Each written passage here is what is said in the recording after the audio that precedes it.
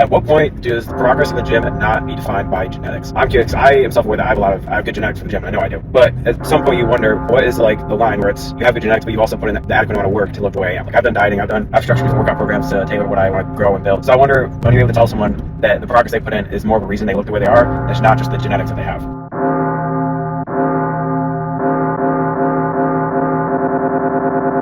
People are way more honest on the internet compared to real life. I'm so tired of this boomer talk saying the internet isn't real, don't listen to the people on the internet, whilst in reality, people on the internet are brutally way more honest than your average friend group. When you see an ugly person celebrating their achievements, most people would congratulate him in real life, whilst on the internet he would get clowned on. Most comments would go straight to their looks or their worst feature. Why? Because people can safely be honest on there. In real life, people will filter and make their political views way more presentable, but on the internet, either a full-blown communist or a celebration of the death of Charlie Kirk. There are so many fascinating concepts that I want to talk and voice about with certain individuals and certain friend groups, from the topics of politics, religion, women and money and so on, but I always find myself filtering and watering down the message or the main talking point just so that people don't get emotional or that they don't view me in a different light. In other words, I have to lie. I have to lie to protect my image, to protect how people view me. All of these topics that I laid down on this channel, I wouldn't talk about them in real life, because most people don't care, and if they care, they would most likely argue for the sake of winning the argument, rather than finding the truth. They would most likely report me so that I lose my job. By me expressing my true self around people, I would get outcasted really quickly, because so many people hold firm to their social status, so many people want to step on you, to climb the social hierarchy. It is a pyramid full of lies. Everybody lies to protect themselves or others, to protect their mask, to protect their identity because their identity is dangerous, or because their identity is in danger. The internet allows individuals to be more honest, because that identity is now secured by the fog of war. People are now anonymous. You don't know the commenter, you don't know the content creator, but you know their true self by their comment. By the text they typed down. The internet pretty much negates the half-thrown effect. I do not know how to talk.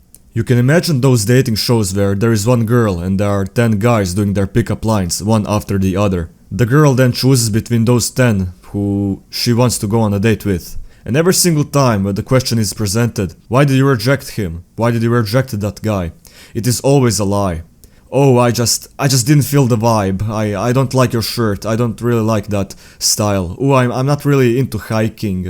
I just didn't find that connection. It is me, not you. It is definitely me. The real answer is you're ugly. You scroll down and you see the comments making fun of that rejection. Oh, the guy looks like a creep. He looks like a Discord moderator. He looks like a depressed high school janitor. All of these comments are way more honest than the girl in the video, because they are anonymous. Their face is not plastered on the screen for millions of people to watch and potentially dox. None of their friends will see their comment. None of their co-workers will see their comment, so that they can afford to be honest. They can afford to be brutally honest. Sometimes I question myself, who do I trust more? My friends and my environment, or the anonymous crowd on the internet? Because there are things that my friends don't want to say to my face due to the fear of starting an unnecessary altercation. But people on the internet don't have that fear. They don't know me, and I don't know them. I posted a video some time ago called "Religion is Copium", and it got way more attention than I expected, and a huge amount of comments that I did not expect. Most of my videos get below 10 comments, but this one got 400, Jesus Christ, thank you guys. Most of the comments were flaming me, shaming me and so on. Yeah, there were good-hearted comments there, but most people felt attacked and they attacked back. Why? Because they can. The same way how I wouldn't talk to religious people in real life like in this video. That is the same way how they wouldn't talk to me in real life.